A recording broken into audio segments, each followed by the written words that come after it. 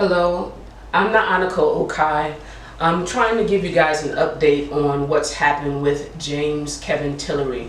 If you're familiar with the Tillory House video, this is just me following up and giving you information what has happened since the last video.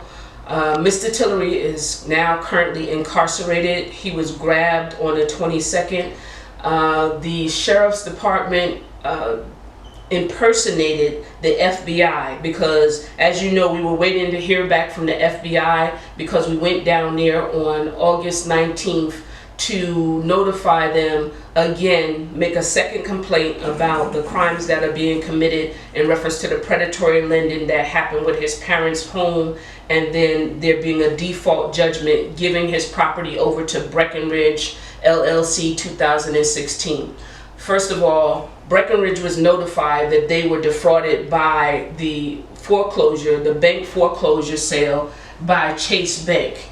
Instead of them going down to the police and reporting the fact that they were defrauded, they put in for a request for a default judgment for Mr. Tillory to be thrown out of his house. So they themselves already knew that a crime had been committed.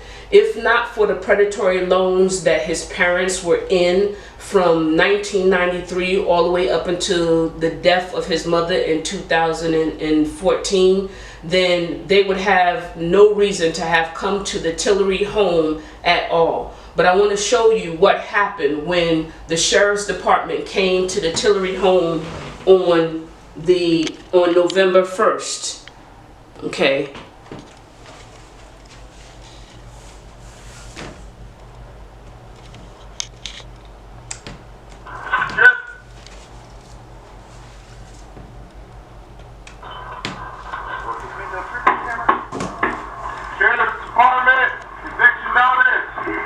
As you can see, they moved the cameras.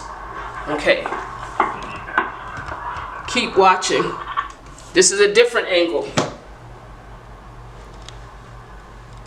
All these sheriffs came up to our house with guns drawn. All they had on that day when they came was an eviction notice. Does an eviction notice warrant all of this? Keep watching and see what they do.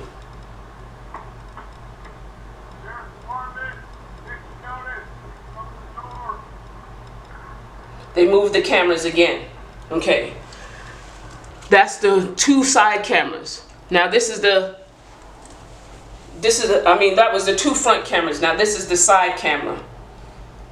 This video is a little longer, but I need you to see everything that they did in order to understand that what they're doing is illegal. An eviction notice just requires a sheriff to come up to the door and give you an eviction notice. As you heard in the first video, they were saying that they had an eviction notice. Well, if all they had was an eviction notice, why is all of this warranted? The sheriffs also were notified by myself. I notified Sheriff Poplington of the fraud that Breckenridge was putting forth on the date of 8/31/2018. I personally put in the hands of Sheriff Poplington the package that showed the fraudulent documentation that Breckenridge had put forth in order to obtain a default judgment for the Tillory home. Not only was Sheriff Poplington notified, I also went back and gave a copy of the fraudulent documentation that was omitted from the default judgment to Judge Creep. Judge Creep of the San Diego County Supreme Court is the judge who gave Breckenridge the default regarding being able to have Mr. Tillory evicted from his home. This is what they did. Instead of adhering to our complaints that were made, they came and sent the sheriffs, and this is the actions that they took. Please be mindful and watch the videos. This one takes a little bit longer, but you'll see the actions that that's taking place on this day. When Mr. Tillory came home on the 1st, his house was broken into. He had no idea who had done it. When he first walked into his home, he called the police. That was the very first thing he did. He called 911. When he called 911, the 911 operator said, well, are the people still there? He said no. And they said, well, call us back when they come back. Okay. You see this officer, this sheriff, taking a poll? You see the other officers down there with guns ready to shoot anything that moves? Thankfully, now what you're witnessing now is destruction of property. That sheriff just took that pole and is banging the camera. Okay. Now, I'm going to show you what was going on in the backyard.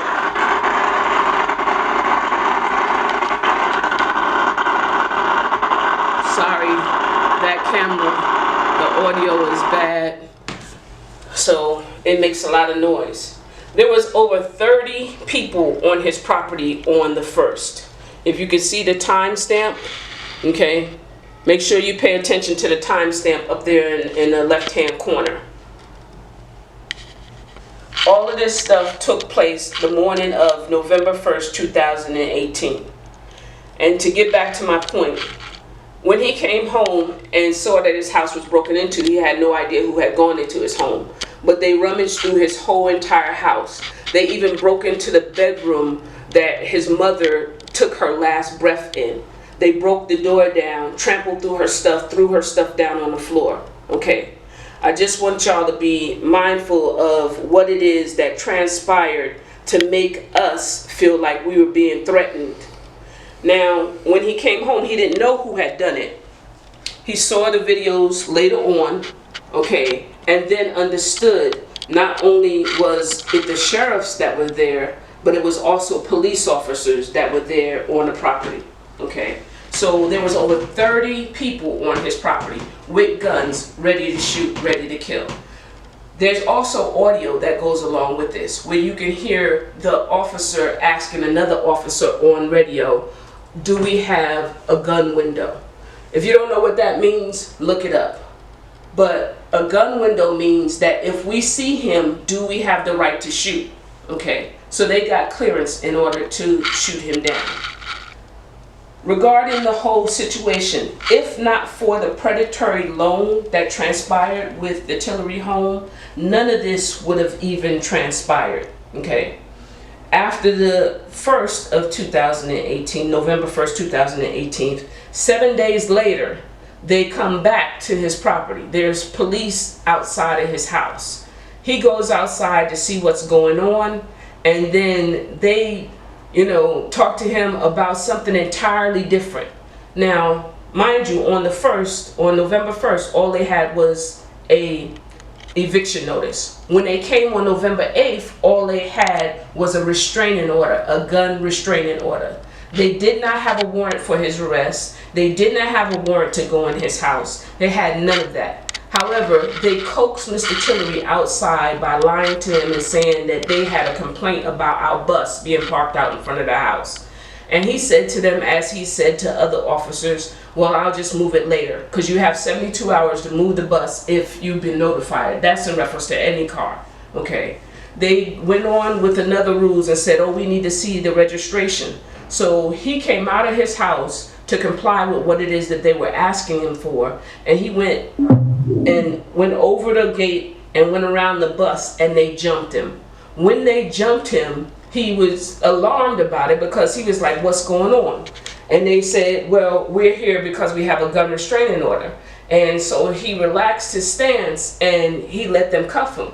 But they had no real reason to cuff him, because of all they had was a gun restraining order. All they had to do was just give it to him in the first place. And then you have 72 hours in which to either turn in your guns, sell your guns, or store your guns. They did not give him that option.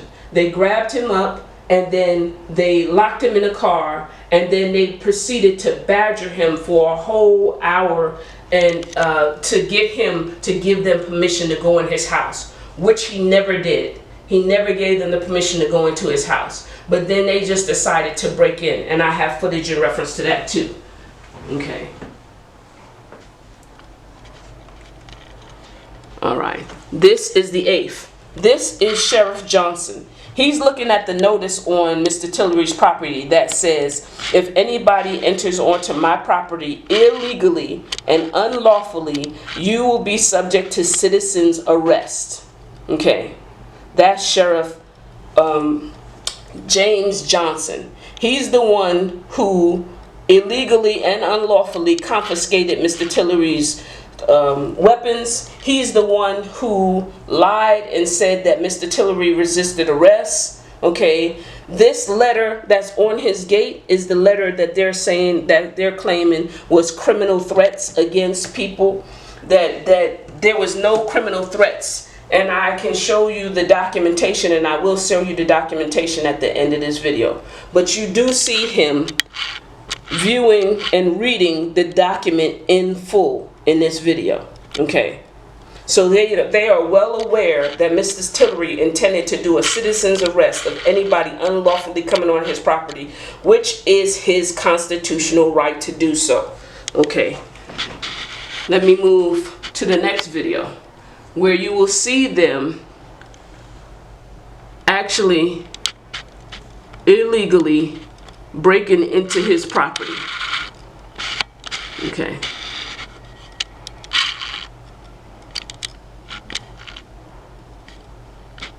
Oh.